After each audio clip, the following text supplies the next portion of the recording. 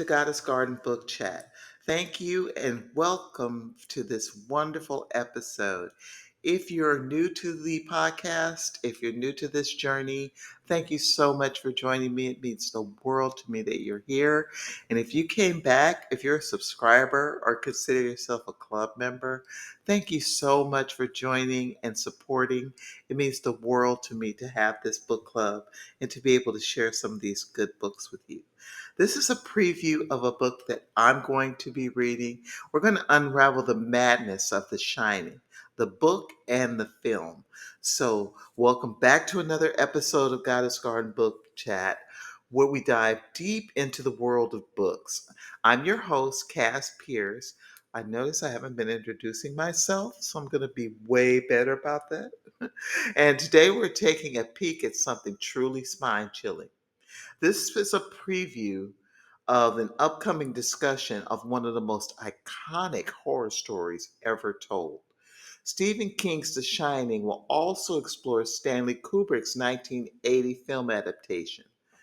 The classic tale of madness, isolation, and terror. If you haven't read the book or watched the movie yet, now's your chance to catch up before we dive deep into the depths of the Overlook Hotel and its haunted halls.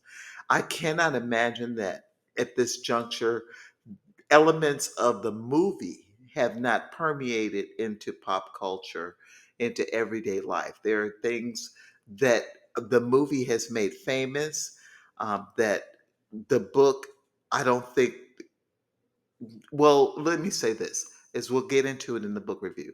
The book doesn't make them famous because they don't exist in the book. The movie makes them famous because the director did an amazing job of highlighting it. So we'll be discussing major themes like the descent into madness, the impact of isolation on the human psyche, and how both the book and the film explore the idea of trauma and family, because it's very interesting, the duality of the conversation between writer and director. We'll be going in depth through the book and the film, so be aware there are going to be spoilers. We'll also take a look at how the maze scene in the film was different from the topiary animals in the book.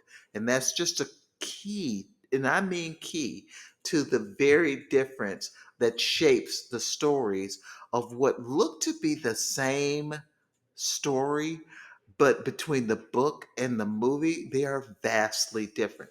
So whether you're a fan of the book or the movie or both, this is a conversation you won't want to miss. And I want to hear from you. Please join me on Discord or leave a comment and let me know what you think. This is a conversation you don't want to miss. I want you to be a part of it. So, be sure to send us your thoughts or leave a comment on social pages.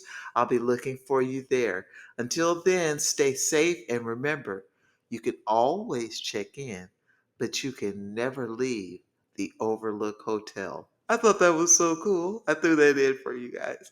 Okay, I'll see you at the book review.